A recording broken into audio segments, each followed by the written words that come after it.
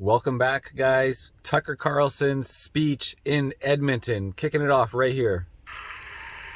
And it's hard to sort of see this when you're right in the middle of it. If you've ever had a friend who's married to an alcoholic and gets divorced, and everyone comes up and is like, "Wow, your spouse was a raging drunk," and oftentimes the spouse is like didn't really know. If you live with someone whose behavior is completely off the chain, sometimes you're not aware of it because you're too close to it.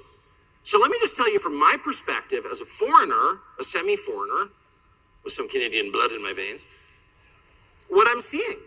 And here are the markers for the malice that undergirds these expressions of false compassion. We're just trying to help. Really? They're trying to help?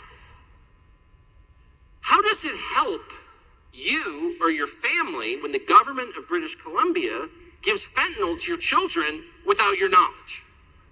That is literally happening right now. And it's been stopped by the premier here, who's not giving fentanyl to children. Amen. Bravo. Hard to believe you even have to say that. But it is happening right down the road, right over the mountains in British Columbia. What is that? It's not an expression of compassion. Fentanyl is the #1 killer of people under 40 in the United States. #1. There's no safe dosage of fentanyl. It's a poison. Manufactured in Mexico with Chinese precursors designed to kill people, and it does. And so to hand that to children without their parents' knowledge is what? An attempt to kill your children. What else could it be? That's not compassion. There's no other way to read that. And I just fear if you're in the middle of a society that says that's okay, or it's on the spectrum of okay, it's something that we should consider, you may lose sight of the fact that that's not only completely unacceptable, it's a declaration of war against you and your children. People who are trying to kill your children are not your friend. They're your sworn blood enemy. Is there another way to interpret that? Am I being crazy? I don't think that I am. And in less developed countries, this would be very obvious. Go try that in Burkina Faso. I'm serious. Show up in Ouagadougou next week with a briefcase full of fentanyl and say, "I'm going to pass this out to the neighborhood kids, but I'm not going to tell the parents." Those would be your last words. You would be ripped apart. You're coming to kill my children? No. They don't even have electricity in parts of Burkina Faso, but they have a gut-level sense that your primary duty on this earth is to protect your children. If you can't protect your children, and not even spiritually or intellectually, just physically, then who are you? You're a husk. You're a shameful husk. That's what you are. There's no greater dereliction.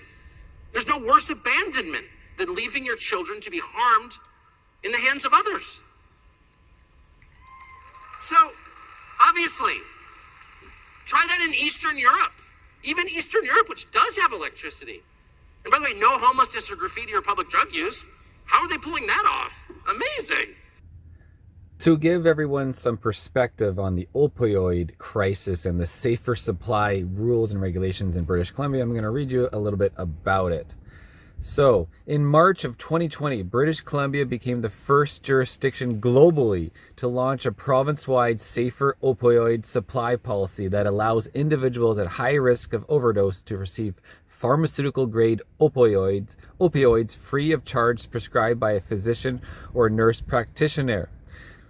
This policy covered select opioids, hydromorphone, and sustained-release oral morphine, and in July of 2021, it was made permanent and expanded to include additional drugs, including injectable fentanyl.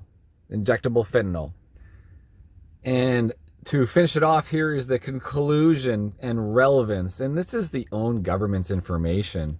2 years after its launch, the safer opioid supply policy in British Columbia was associated with higher rates of safer supply opioid prescribing. So there's way more prescriptions are up 99%. Oh, that's obvious. But with a significant increase in opioid-related poisoning hospitalizations.